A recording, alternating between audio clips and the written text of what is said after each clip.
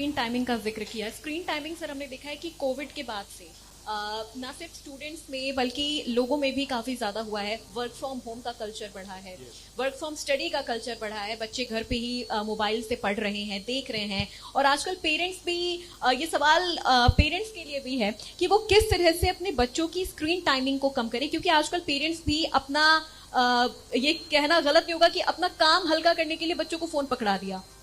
बच्चा खाना नहीं खा रहा है, उसे फोन पकड़ा दिया। यस, कहीं ना कहीं पेरेंट्स को ध्यान देना होगा।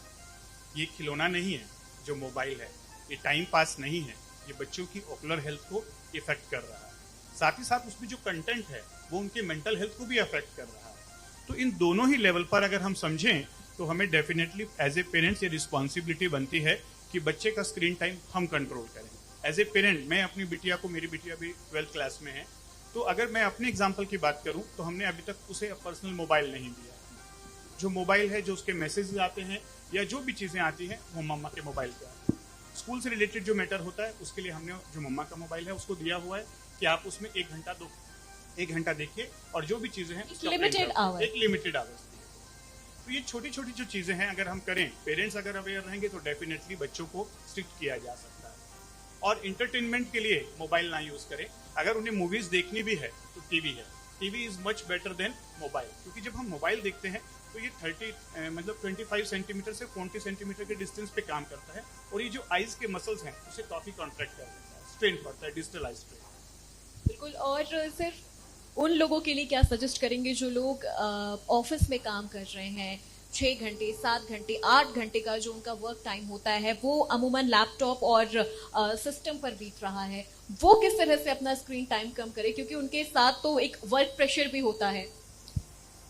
जिस तरह का आज तरह का डिजिटल जमाना है उस जमाने में स्क्रीन टाइम कम करना शायद उनके लिए पॉसिबल नहीं होगा, लेकिन स्क्रीन टाइम अगर ज्यादा भी हो रहा है तब भी कुछ चीजों का स्पेशल ध्यान दें। सबसे पहले कहते हैं बॉडी पोस्चर। जब हम अपने वर्क स्टेशन पे बैठे हुए हैं तो वर्क स्टेशन को प्रॉपर वे में डिजाइन करें, लाइट का एक्सपोजर और हमारे स्पाइन का पोस्चर बहुत मैटर करता है। नॉट ओनली आईज, आने वाले समय में जो ऐसे लोग जो लगातार आईटी सेक्टर्स में हैं उनको सर्वाइकल स्पॉन्डिलाइटिस की प्रॉब्लम भी देखने को मिल रही है।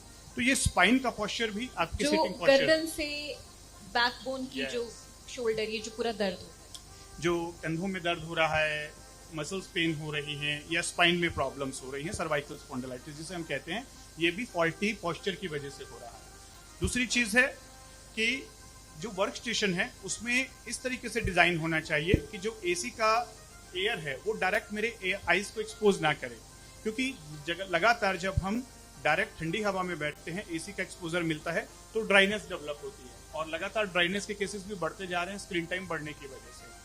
थर्ड पार्ट हो सकता है कि वो अपने आप को हाइड्रेटेड रखें, एक पानी की बोतल हमेशा रखें और सिप करके पानी को पीते रहें। और जैसा मैंने पहले कहा 20-20 रूल, हर 20 मिनट्स के बाद 20 सेकंड का रेस्ट की रूल लें, proper sleep and proper diet. बिल्कुल। सर मैं यहाँ पे एक चीज समझना चाहूंगी आपसे, क्योंकि आपके पास हर दिन अलग अलग तरह के पेशेंट आते होंगे जिनकी आंखों की जो संबंधित जो बीमारियां होंगी। आज के दौर में सबसे ज्यादा जो प्रॉब्लम्स आंखों को लेकर आपके नजर में है वो क्या है? देखिए, अगर हम आईज की प्रॉब्लम का इंसिडेंस और प्रेवलेंस के अकॉर्डिंगली बात करें तो पहला चीज तो यही है कि स्पेक्टिकल नंबर्स, रिफ्लेक्टिव एरर्स जो लगातार बढ़ते जा रहे हैं। लेकिन इसके अलावा जो दूसरी बड़ी प्रॉब्लम है वो है डायबिटिक रेटिनोपैथी। डायबिटिक रेटिनोपैथी, जैसा अशोक सर ने भी कहा कि इंडिया डायबिटिक कैपिटल बनते जा रहा है और ऐसे में जब डायबिटीज के पेशेंट्स लगातार बढ़ते जा रहे हैं तो ऐसे पेशेंट्स जिनमें डायबिटीज का ड्यूरेशन 5 साल से ज्यादा हो गया है या जिनका ब्लड शुगर लेवल कंट्रोल नहीं है, उनमें डायबिटिक रेटिनोपैथी होने की चांसेस ज्यादा होते हैं। डायबिटिक रेटिनोपैथी मतलब जो ब्लड हमारे पूरी बॉडी के अंदर सर्कुलेट कर रहा है, अगर उसमें शुगर ज्यादा है तो वो जो आईज के रेटिना के अंदर छोटे छोटे ब्लड वेसल्स हैं वहां से लीकेज होना शुरू हो जाता है, जिसे हम डायबिटिक रेटिनोपैथी कहते हैं। इनिशियल स्टेज में कोई सिम्टम नहीं होते, लेकिन स्लोली विजन लॉस तक हो सकता है, ब्लाइंड भी हो सकता है। तो डायबिटिक रेटिनोपैथी दूसरा बड़ा कारण है आईज के पेशेंट्स का। और तीसरी चीज है ग्लूकोमा। जैसे हम एक ब्लड प्रेशर को लेके अवेयर हैं, जब भी हमें थोड़ा अनईजी लगता है तो हम डॉक्टर के पास जाते हैं और कहते हैं सर मेरा बीपी चेक करके बताएंगे क्या, लो है कि डाउन है? हाँ, लो है कि हाई है। लेकिन ये नहीं मालूम है कि आई का भी एक प्रेशर होता है।